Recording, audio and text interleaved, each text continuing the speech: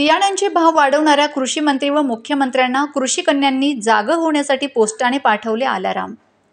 कृषी मंत्र्यांना व मुख्यमंत्र्यांना जाग आणण्यासाठी धुळ्यातील कृषी कन्या प्रियंका जोशी यांच्यासह कृषी कन्यांनी मुख्यमंत्र्यांना व कृषी मंत्र्यांना पोस्टाने अलाराम पाठवत आता तरी जागे व्हा असं म्हणत बियाण्यांच्या भावात वाढ केल्याबद्दल कृषी मंत्र्यांचा व मुख्यमंत्र्यांचा निषेध केलाय। बियाण्यांची भाव वाढ करूनही बियाण्यांच्या पिशव्यांचे वजन घटवल्यामुळे शेतकऱ्यांचा विश्वासघात सध्याच राज्य सरकार करीत असल्याचा आरोप देखील यावेळी या संतापलेल्या कृषी कन्यांनी लावला आहे।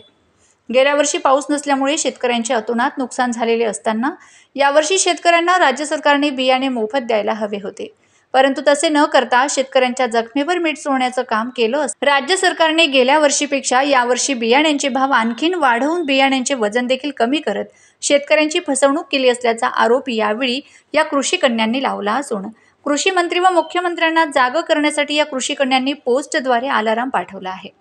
त्याचबरोबर जिल्हा प्रशासनाला या संदर्भात निवेदन देखील देऊन बियाण्यांचे भाव कमी करण्याची मागणी केली आहे। शेतकऱ्यांवर अनेक संकट आहेत। मागचं संपूर्ण वर्ष दुष्काळाचं गेलं।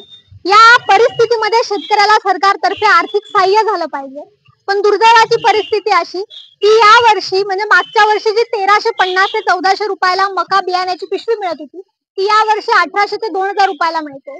बरं, निर्लज्जपणाचा कळस असा आहे की फक्त भाव वाढच झाली नाहीये, तर मागच्या वर्षी 4 किलोची जी मका बियाण्याची पिशवी मिळत होती ती या वर्षी फक्त 3 किलो 200 ग्रॅम, काही पिशव्या 3 किलो 500 ग्रॅम अशा पॅकेट मध्ये येतात। म्हणजे एकीकडे तुम्ही भाववाढ करतायत, दुसरीकडे वजनामध्ये घट करतायत आणि हे निर्लज्ज सरकार झोपलंय। कृषी मंत्री मुख्यमंत्री झोपलेत, कारण त्यांचा कुठलाच अंकुश कंपन्यांवर नाहीये।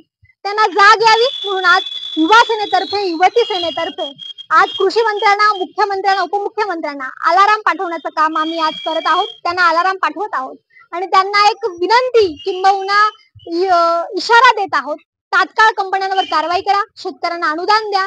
नाही केलं तर आज 2 गावातल्या युवती जमल्यात, महाराष्ट्रातल्या प्रत्येक गावातली युवती जमली, प्रत्येक गावातली एक युवती जरी जमली आणि तुम्हाला घेराव घातला तर तुम्हाला पळता भुईत थोडी होईल। तुम्ही शेतकऱ्यांचं आंदोलन बघितलं, शेतकऱ्यांच्या लेकींचं नाही। शेतकऱ्याच्या लेकी पेटल्या तर तुम्हाला पळता भुईत थोडी होईल, हेच आज आम्ही सांगू इच्छितो।